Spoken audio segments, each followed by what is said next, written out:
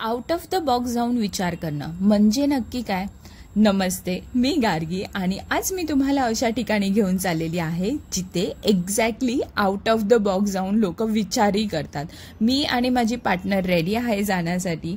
Area बघून एक अंदाज तर आलाच असेल की नक्की मी कुठल्या एरियाबद्दल बोलते आहे.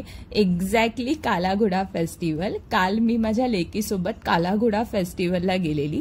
हा लास्ट डे होता मला माहितीये, पण मला इथे आल्यानंतर एखाद्या गोष्टीकडे बघण्याचा दृष्टिकोन कसा बदलता येतो ह्याचं प्रत्यक्ष उदाहरण बघायला भेटतं.